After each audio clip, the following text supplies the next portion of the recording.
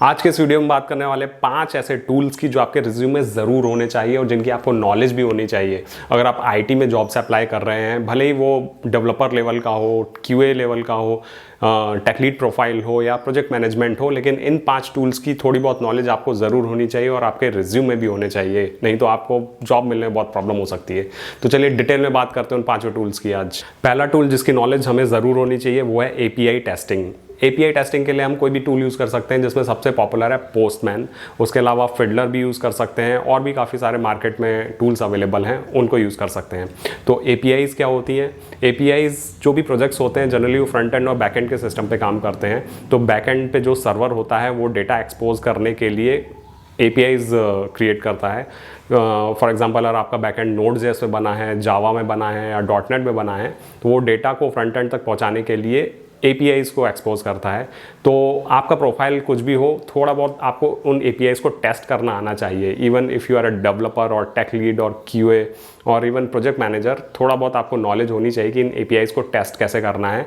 तो इसीलिए API testing के टूल्स होने आपके रिज्यूम में बहुत ज़रूरी है और उनकी आपको नॉलेज भी होनी चाहिए। सेकेंड टूल है कोड एडिटर। अगर आप किसी प्रोजेक्ट पे काम कर रहे हैं, डजेंट मैटर वो डेवलपमेंट का प्रोजेक्ट है या सपोर्ट का प्रोजेक्ट है या आपका कोई भी प्रोफाइल है, लेकिन कभी ना कभी आपको सोर्स कोड से डील करना ही पड़ेगा। और उस सोर्स कोड को देखने के लिए और उसको एडिट करने के लिए आपको एक कोड एडिटर चाहिए होता है। अब कोड एडिटर कौन सा यूज़ करना चाहिए? तो सबसे पॉपुलर कोड एडिटर है जिसके साथ आप आंखें बंद करके जा सकते हैं, वो है VS कोड, जिसे बहुत सारे मैक्सिमम डेवलपर्स यूज़ करते हैं। उसके अलावा भी मार्केट में बहुत सारे पॉपुलर कोड एडिटर हैं, जैसे IntelliJ और सबलाइम टेक्स्ट, एटम, और इवन कुछ लोग तो नोटपैड++ में भी कोडिंग करते हैं। तो बहुत सारे कोड एडिटर अवेलेबल हैं, इसलिए आपको कोड एडिटिंग की अच्छी खासी नॉलेज होना चाहिए। आप जिस भी एडिटर को यूज़ कर रहे हैं उसके शॉर्टकट्स, उससे कैसे यूज़ करना है, उससे आप फैमिलियर होने चाहिए।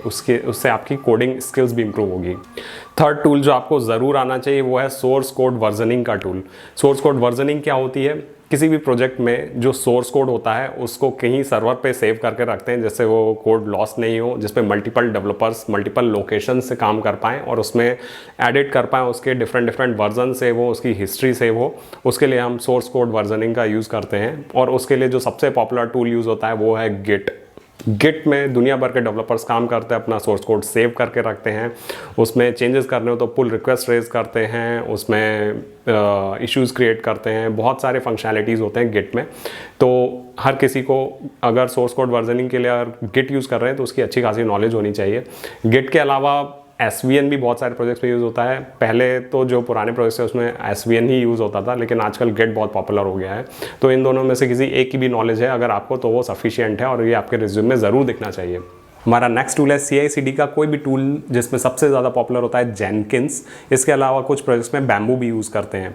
तो CI/CD क्या होता है? CI/CD का फुल फॉर्म है कंटिन्यूस इंटीग्रेशन कंटिन्यूस डिप्लॉयमेंट। और CI/CD क्यों यूज़ करते हैं या जेनकिंस पर्टिकुलरली क्यों यूज़ करते हैं? तो अगर मैं आपको बहुत ही सिंपल वर्ड्स में समझाऊँ तो फॉर एग्जाम्पल आपकी एक वेबसाइट है, उस वेबसाइट का सोर्स कोड है जो कि गिट में रखा हुआ है और वो वेबसाइट डिप्लॉय है किसी सर्वर पे और यूज़र्स उस वेबसाइट को यूज़ करते हैं, www. जो भी कोई URL है उसको इंटरनेट पे एक्सेस करते हैं।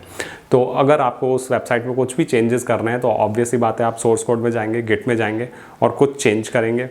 तो वो चेंज करने के बाद उस अपडेटेड कोड को उस सर्वर पर डिप्लॉय करने का जो प्रोसेस है उसको ऑटोमेट करने के लिए जेनकिंस को यूज़ किया जाता है। दैट्स इट, इतना सा रोल है जेनकिंस का। अब उस पूरे प्रोसेस को ऑटोमेट करने में हम काफ़ी सारी चीज़ें करते हैं, जैसे कि चेक करते हैं, उसमें स्टेप्स होते हैं कि आपका कोड एरर फ्री है कि नहीं, उसमें सारे यूनिट टेस्ट केस पास हो रहे हैं कि नहीं, उन जो एप्लीकेशन की जो डिप्लॉयबल फाइल्स है उन फाइल्स को ले जाते हैं और सर्वर पे डिप्लॉय करते हैं, जो भी उसके स्टेप्स होते हैं। तो वो सारा रिस्पॉन्सिबिलिटी जेनकिंस की होती है। तो ये आपको जेनकिंस की थोड़ी बहुत नॉलेज होना बहुत ज़रूरी है और आपके रिज्यूम में भी होना चाहिए। हमारा फिफ्थ टूल है क्रोम का डेव टूल्स। अगर आप एक वेब एप्लीकेशन डेवलपर हैं या फिर आपका कोई भी रोल है जिसमें आपको वेब एप्लीकेशंस को वेबसाइट्स से इंटरेक्ट करना पड़ता है, तो आपको क्रोम के डेव टूल्स की नॉलेज होना बहुत ज़रूरी है। क्रोम का डेव टूल्स बहुत काम का है। इसमें आप बहुत सारे काम कर सकते हैं। शॉर्ट में अगर मैं गिनाऊँ तो अगर आपकी वेबसाइट है उसका आप सोर्स कोड को डिबग कर सकते हैं डेव टूल्स के थ्रू, उसके डॉम एलिमेंट्स चेक कर सकते हैं, उसके कंसोल के मैसेजेस रीड कर सकते हैं कि उसमें कोई वार्निंग या एरर मैसेज तो नहीं है, या उसके नेटवर्क का जो ट्रैफिक है वो पूरा चेक कर सकते हैं कि उसमें कितने APIs कॉल होते हैं, कौन कौन से रिस्पॉन्स आ रहे हैं, वो आप देख सकते हैं। उसके अलावा परफॉर्मेंस भी टेस्ट कर सकते हैं आप अपने क्रोम के वेब टूल्स से किसी भी वेबसाइट की। तो क्रोम के वेब टूल्स तो इतना ब्रॉड टॉपिक है कि इस पर एक सेपरेट वीडियो बनाया जा सकता है, लेकिन इसकी थोड़ी बहुत नॉलेज होना आपको बहुत ज़रूरी है। अगर आपके रिज्यूम में ये है तो ये अलग आई कैचर होगा और जो रिक्रूटर्स हैं वो भी ध्यान देंगे, और आपके इंटरव्यूज़ में भी अगर आप ये बताएंगे कि आपको डेव टूल्स से आप कितने फैमिलियर हैं तो वो एक प्लस पॉइंट रहेगा। होपफुली ये पांचों टूल्स आपको बहुत काम के लगे होंगे, इनको आप अपने रिज्यूम में ऐड करेंगे, इंटरव्यूज़ में बताएंगे कि आपको ये आता है, और ये वीडियो आपको काम का लगा होगा। वीडियो पसंद आया हो तो लाइक ज़रूर करना, अगर पसंद नहीं आया हो तो डिसलाइक करना। अगर चैनल के और भी आने वाले वीडियोज़ के नोटिफिकेशन चाहते हैं तो चैनल को सब्सक्राइब ज़रूर कर लेना और देखते रहना टेक डिकोडर।